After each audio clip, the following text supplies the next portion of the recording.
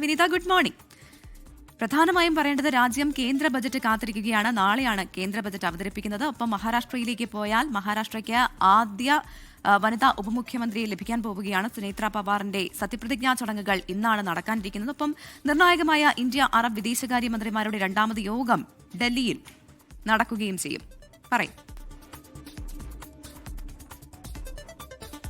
Very good morning Pravitha. സൂചിപ്പിച്ചതുപോലെ തന്നെ ഇന്ന് രാജ്യതലസ്ഥാനത്തെ സംബന്ധിച്ചിടത്തോളം നിർണായകമായിട്ടുള്ള നിരവധി വാർത്തകളൊക്കെയാണ് ഇന്ന് രാജ്യതലസ്ഥാനത്തുള്ളത്. അതിൽ ഏറ്റവും പ്രധാനമെന്ന് പറയുന്നത് പ്രവിത സൂചിപ്പിച്ചതുപോലെ തന്നെ കേന്ദ്ര ബജറ്റാണ്. നാളെയാണ് കേന്ദ്ര ബജറ്റ് അവതരിപ്പിക്കുന്നത്.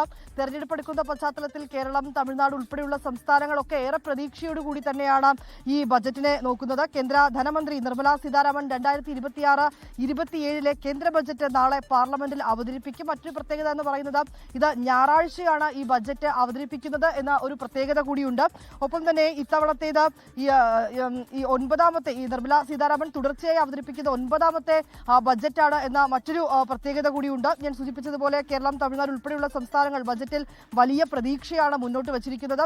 കേരളത്തെ സംബന്ധിച്ചിടത്തോളം ഏറെ നാളത്തെ ആവശ്യമായ എയിംസ്, ഒപ്പം തന്നെ ശബരി റെയിൽ ഉൾപ്പെടെ പ്രഖ്യാപിക്കണമെന്ന് കേരളം ആവശ്യപ്പെട്ടിട്ടുണ്ട്. ഈ ആവശ്യങ്ങളൊക്കെ ഉണ്ടാകുമോ എന്ന് നാളെ നമുക്ക് കാത്തിരുന്ന് തന്നെ കാണേണ്ടതായിട്ടുണ്ട്. ഇനി മറ്റൊരു വാർത്ത പ്രവിത സൂചിപ്പിച്ചത് മഹാരാഷ്ട്ര ഉപമുഖ്യമന്ത്രിയായ അജിത് പവാറിന്റെ ഭാര്യ സുനേത്ര പവാർ സത്യപ്രതിജ്ഞ ചെയ്യുമെന്നുള്ളതാണ്. ഇന്ന് വൈകിട്ടാണ് സത്യപ്രതിജ്ഞയുള്ളത്. ഒപ്പം ഇന്ന് ഉച്ചയ്ക്ക് 2 മണിക്ക് NCP നിയമസഭാ കക്ഷിയോഗം ചേരും. ഈ കക്ഷിയോഗത്തിൽ കക്ഷി നേതാവായി സുനേത്രയെ തിരഞ്ഞെടുക്കും. അങ്ങനെയെങ്കിൽ സംസ്ഥാനത്തെ ആദ്യ വനിതാ ഉപമുഖ്യമന്ത്രിയാകും സുനേത്ര എന്നുള്ളത് തന്നെയാണ് മറ്റൊരു പ്രത്യേകത. ഇന്ന് ഉച്ചയ്ക്ക് 2 മണിക്കാണ് NCP കക്ഷി യോഗം ചേരുന്നത്. മറ്റൊരു വാർത്തയിലേക്ക് വരികയാണെങ്കിൽ ഏറ്റവും നിർണായകമായിട്ടുള്ള ഒരു വാർത്തയാണ്. ഒരുപക്ഷെ രാജ്യം ഏറ്റവും കൂടുതൽ കാത്തിരിക്കുന്ന ഒരു വാർത്ത എന്ന് കൂടി നമുക്ക് പറയേണ്ടതായിട്ട് വരും. ഇന്ത്യ അറബ് വിദേശകാര്യമന്ത്രിമാരുടെ 2ാമത്തെ യോഗം ഇന്ന് രാജ്യതലസ്ഥാനത്ത് ചേരുന്നു, ഡൽഹിയിൽ ചേരുന്നു എന്നുള്ളത് തന്നെയാണ്.